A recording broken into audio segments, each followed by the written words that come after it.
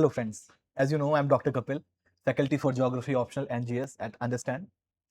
Friends, as you know I have been making certain videos on Geography Optional, correct? There are a lot of problems and challenges going around it.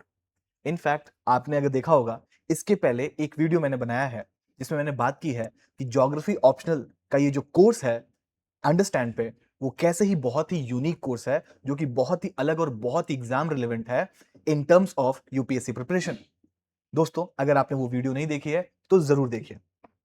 दोस्तों आज मैं यहाँ पे हूं आपसे एक बात करने के लिए जो कि इश्यूज है कुछ regarding resources and also guidance, if I can say miss guidance for geography optional preparation. दोस्तों why there are issues of resources and misguidance in geography optional preparation। Geography जो कि सबसे पॉपुलर ऑप्शनल सब्जेक्ट्स में से एक है जिसको पढ़ाते भी खूब लोग हैं और पढ़ते भी खूब लोग हैं, लेकिन प्रॉब्लम यह है कि लोग ज्योग्राफी ऑप्शनल सब्जेक्ट की डिमांड को ढंग से समझते नहीं हैं। ये एक बहुत ही बड़ी प्रॉब्लम है। और जब अगर आप खुद कुछ नहीं समझेंगे तो लिखेंगे कैसे, या अगर मैं खुद कुछ सही से नहीं समझूंगा तो लोगों को सही बताऊंगा कैसे। तो ये एक बहुत ही बड़ा चैलेंज है।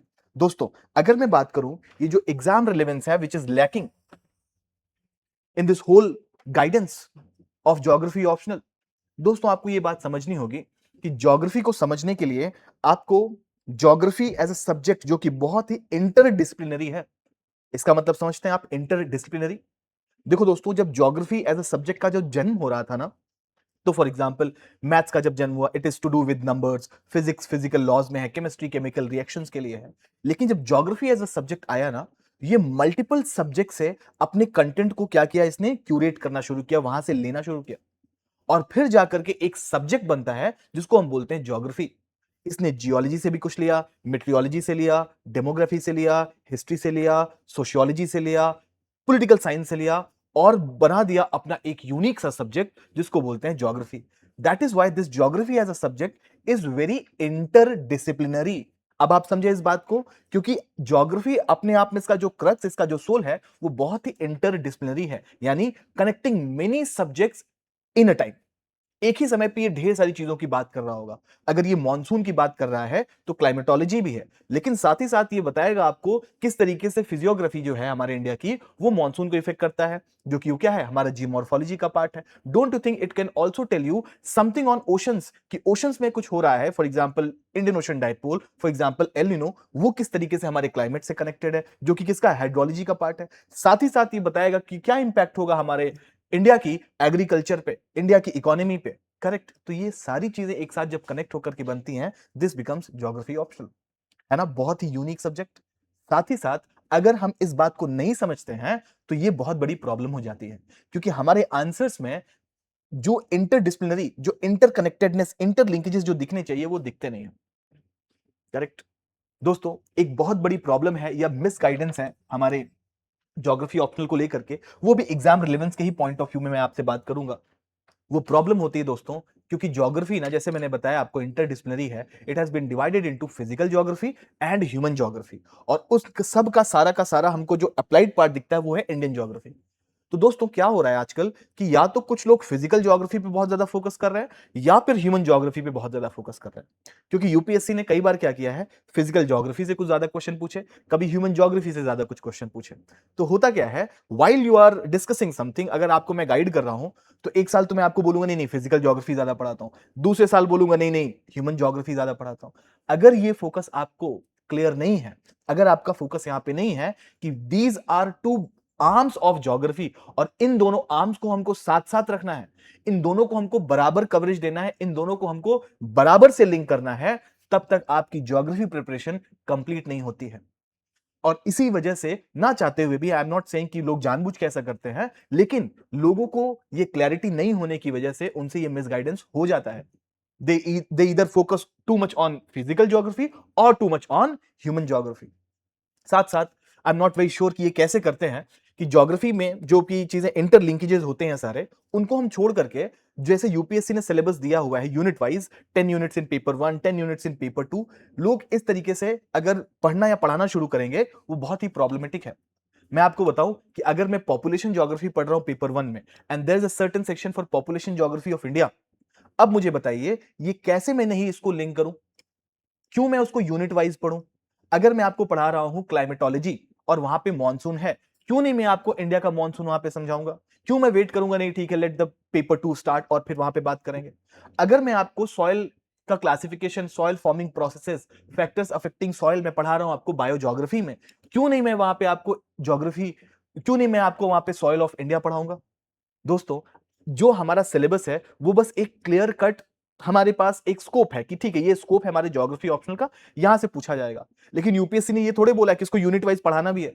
अगर आप यूनिट वाइज पढ़ाते हैं, I understand their helplessness also, जो ऐसा करते हैं कि यूनिट वाइज पढ़ाना शुरू करते हैं, वो एक बहुत बड़ी प्रॉब्लम होती है। क्योंकि अगर आप इस तरीके से पढ़ाते हैं तो आपने कभी इंटरलिंकेजेस क्रिएट ही नहीं किया between different units, between different sections. आपको पता है दोस्तों, अगर हम क्लास में पढ़ते हैं, मैं अपनी क्लास में पर्टिकुलरली जब मैं आंसर राइटिंग आपको हर हफ्ते कराता हूं, दोस्तों आपको मैं सिखाऊंगा किस तरीके से आप फिजिकल ज्योग्राफी में ह्यूमन ज्योग्राफी का इस्तेमाल कर सकते हैं, किस तरीके से ह्यूमन ज्योग्राफी का इस्तेमाल आप इंडिया की ज्योग्राफी में कर सकते हैं, और फिजिकल ज्योग्राफी, ह्यूमन ज्योग्राफी का कंप्लीट इस्तेमाल आप इंडिया की ज्योग्राफी में कर सकते हैं। कई बार आपने देखा होगा लोग स्ट्रगल करते हैं, इंडियन ज्योग्राफी में कम मार्क्स है। क्यों? क्योंकि बहुत ही कम मार्क्स मिलता है कि कहते हैं सर क्वेश्चन तो बहुत सिंपल थे, है ना, क्वेश्चन तो बहुत ही जीएस टाइप के थे। प्रॉब्लम ये कि आपने लिख भी जीएस टाइप से दिया, लिखना जीएस टाइप से नहीं था। Same question can be asked in GS and also in Indian geography, लेकिन आंसर अगर आपने सेम लिख दिया, वहीं पे बड़ी प्रॉब्लम हो गई। अगर मैं आपको सॉइल्स ऑफ इंडिया पूछ रहा हूं, same GS, same Indian geography, लेकिन अगर आपने यहाँ पे मार्बत को नहीं कोट किया, अगर आपने यहाँ पे यूएसडीए का क्लासिफिकेशन कोट नहीं किया, या फिर आप इक्वेटोरियल सॉइल या लैटेराइट सॉइल को आप उस नाम से नहीं बुला रहे हैं जिस नाम से मार्बत या यूएसडीए ने बुलाया, आपको नहीं लगता आपने लिख तो सही दिया है, बट द प्रॉब्लम इज कि आपने उसको ज्योग्राफिकल टर्म्स में नहीं लिखा। ये एक बहुत बड़ी इशू, बहुत बड़ा इशू है। दूसरा एक बहुत बड़ा इशू जो मुझे लगता है कि हमारे पास लैक ऑफ क्लैरिटी और एप्लीकेशन, ये बहुत ही ज्यादा अवेलेबल है इस समय मार्केट में। ना तो बहुत ज्यादा क्लैरिटी आ पाती है और ना बहुत ज्यादा उसको एप्लीकेशन के फॉर्म में आ पाते हैं। दोस्तों, क्लैरिटी इज वन थिंग जो कि आपको होनी चाहिए, बहुत ही ज्यादा पसंद करता है यूपीएससी। किसी भी चीज को लेकर के आपके पास क्लैरिटी होनी चाहिए। अगर मैं बोल रहा हूं कि इंफ्रास्ट्रक्चर किस तरीके से इंडिया के डेवलपमेंट को या रीजनल डेवलपमेंट को इंपैक्ट करता है, तो आपके पास ये क्लैरिटी होनी चाहिए कि हाँ भाई, infrastructure is not just about economic thing, but there are certain social, there are certain ecological, there are certain political development related to it. आपको नहीं लगता है कि अगर आप फिजिकल ज्योग्राफी जेट स्ट्रीम समझते हैं, तो जेट स्ट्रीम की क्लैरिटी होनी चाहिए आपको कि बताए आपको वो कि किस तरीके से जेट स्ट्रीम हमारे मॉनसून को इंपैक्ट करता है। तो ये तो हो गई बात क्लैरिटी की। कई बार क्या होता है, लोग क्लैरिटी को भी ले लेते हैं, क्लैरिटी आ जाती है उनके पास, but the problem is with the application. उनके पास एप्लीकेशन नहीं आ पाता है, और जब तक आप अपने आंसर्स में एप्लीकेशन नहीं दिखाएंगे, you will not look like a very practical person. आप एक ऐसे पर्सन दिखेंगे, आप एक ऐसे एस्पायरेंट दिखेंगे जिसके पास बहुत ढेर सारा थियोरेटिकल नॉलेज है, बट एप्लीकेशन के नाम पे कुछ नहीं है। और एप्लीकेशन नहीं दिखता है तो professors are not very happy with it. Professors को हमेशा ये बात होती है, फॉर एग्जांपल जब भी मैं अपनी यूनिवर्सिटीज में पढ़ा या जब भी मैंने इंटरेक्शन किया, they are always looking into it. ठीक है, आपने समझ लिया है, क्लाइमेट क्लासिफिकेशन समझ लिया आपने, आपने थ्योरी समझ ली है पॉपुलेशन ग्रोथ की, क्या उस पॉपुलेशन ग्रोथ की थ्योरी को आप कनेक्ट कर सकते हैं हमारे रियल लाइफ एग्जाम्पल से, रियल लाइफ की स्टडीज से? एक मैं आपको एग्जाम्पल देता हूं। एक हम सोशल कैपिलैरिटी थ्योरी पढ़ते हैं, डुमोंट एक्सेट्रा, है ना, ये सारे कुछ एक जोग्राफर्स हैं जिनकी हम थ्योरी पढ़ते हैं। और वो थ्योरी जानते हैं क्या है दोस्तों? पॉपुलेशन कंट्रोल या पॉपुलेशन ग्रोथ को एक्सप्लेन करता है वो, कि जैसे जैसे हमारा सोशल डेवलपमेंट होता है, जैसे जैसे हमारा लिविंग स्टैंडर्ड बढ़िया होता है, जैसे जैसे हमारे यहाँ पे एजुकेशन, हेल्थ स्टैंडर्ड्स और विमेन एम्पावरमेंट होता है, वैसे वैसे हमारे यहाँ पे पॉपुलेशन ग्रोथ घटता है, कहीं पे भी किसी भी सोसाइटी में। बट डोंट यू थिंक, अगर आपने ये पढ़ तो लिया, आप समझ भी गए हाँ हाँ भाई, women empowerment, health, education, but अगर आप इस थ्योरी को अप्लाई नहीं कर सकते हैं with the population growth of Kerala और से तमिलनाडु और से ऑल अदर स्टेट जहां पे ये सारी चीजें हो रही हैं, फिर तो हम क्या करेंगे? हम तो बहुत ही गड़बड़ लिखते रहेंगे। फॉर एग्जाम्पल, हमको लगता रहेगा कि अच्छा, पॉपुलेशन ग्रोथ के लिए पॉपुलेशन बिल ला देते हैं, हम पॉपुलेशन कंट्रोल के लिए ऐसे सरकारी मेजर कर देते हैं। डोंट यू थिंक ये सोशल कैपिलैरिटी थ्योरी हमको बता रही है कि नहीं, ये काम मत करिए, अगर ये काम करेंगे तो चाइना जैसा हाल हो जाएगा? अगर इस तरह की बातें आप कर सकते हैं with application in your answer, let me tell you, it will be so good. But the problem is, यही चीजें मिसिंग है हमारे गाइडेंस में। यही चीजें आजकल जो लोग गाइड कर रहे हैं या फिर बच्चे खुद से करना चाह रहे हैं, वो इस चीज को समझ नहीं पा रहे हैं। तो ये एक बहुत बड़ी प्रॉब्लम होती है। Third is the problem of lack of value addition.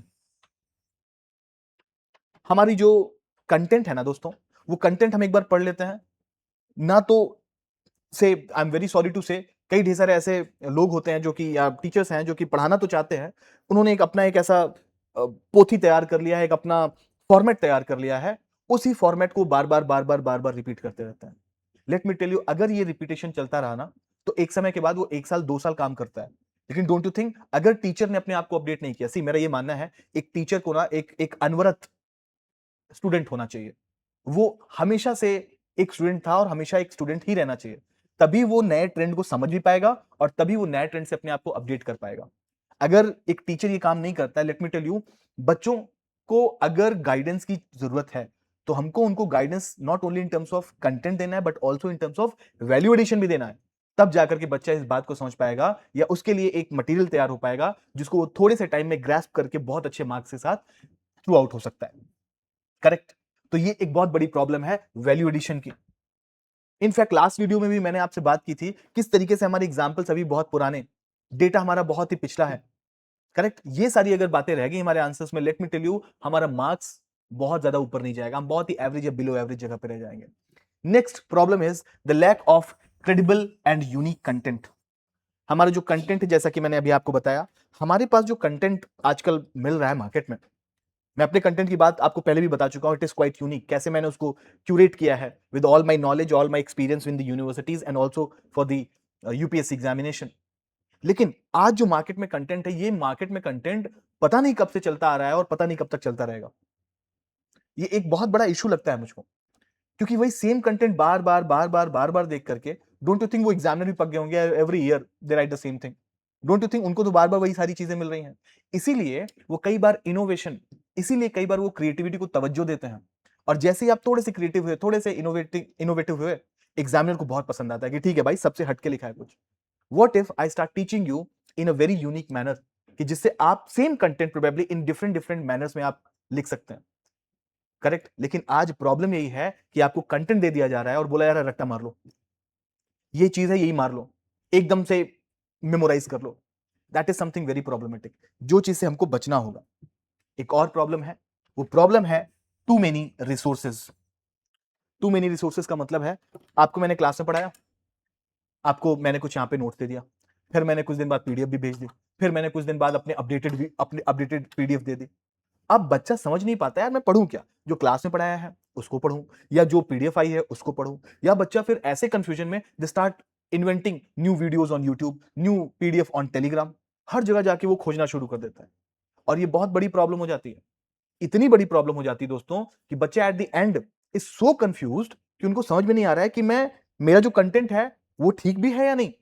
उनका सेल्फ कॉन्फिडेंस ही आने लगता है। और इन्हीं सब चीजों के बीच में, जो कि मैं आपको रिलेट करूंगा, इन सारी चीजों के बीच में एक बहुत ही बड़ा ईवल है। ईवल, वो ईवल है रेडीमेड आंसर्स। आपको ऐसे रेडीमेड आंसर्स दिए जा रहे हैं कि ये लो पकड़ो, इसको आप याद कर लो या इसको आप समझ लो। डोंट यू थिंक ये वो सिचुएशन होती है कि बॉल जब सीधी बैट पे आए तो आप खेल लेंगे, लेकिन अगर क्वेश्चन थोड़ा बहुत इधर उधर हुआ, लेट मी टेल यू, हाथ कांपने लग जाते लोगों को समझ में नहीं आता लिखें क्या, क्योंकि उन्होंने तो रट्टाफिकेशन किया हुआ है। उनको लगता है कि ये क्वेश्चन आया तो मैं ऐसे आंसर लिख दूंगा। लेकिन अगर आप क्वेश्चन को इंटरप्रेट करना नहीं समझते हैं, अगर आप क्वेश्चन की डिमांड को सही से नहीं समझते हैं, और आपने कहा कि हाँ ठीक है कुछ सिमिलर ही तो पढ़ा था वहां भी, वही सिमिलर लिख देते हैं, and that becomes the end. क्योंकि हमको लग तो रहा है कि हमने बहुत अच्छा लिखा है, कई बार लोग आते हैं और बोलते हैं कि बहुत अच्छा लिख के आया sir, but the problem is कि आपने उन डिमांड को एड्रेस किया था, या आपने जो रेडीमेड आंसर्स पढ़ लिए थे बस उसी से काम बन गया आपका। Let me tell you, this is all problematic. तो हमारे ज्योग्राफी ऑप्शनल की प्रिपरेशन में, आई एम टेलिंग यू, ये इतनी ढेर सारी प्रॉब्लम्स हैं। आई एम नॉट सेइंग लोग जानबूझ के कर रहे हैं, but just because of lack of clarity, lack of understanding of this exam is actually making them, or actually making them, to do all of this. Let's avoid this. Let's have something better. इसको हम उलट कर देते हैं, और हम सीखते हैं geography optional in a very unique manner. तब जाकर के, केवल ज्योग्राफी ऑप्शनल की नहीं, बाकी ऑप्शनल की भी बात कर रहा हूं, आपको यह समझना होगा कि आपका कंटेंट रिलेवेंट होना चाहिए, आपका कंटेंट वैल्यू एडेड होना चाहिए, आपका कंटेंट और आपका अप्रोच बहुत ही ज्यादा एप्लीकेबल और प्रैक्टिकल बेस्ड होना चाहिए। अगर आप ये कर पाते हैं, let me tell you, you will solve all the problems for your optional, particularly geography optional. Thank you.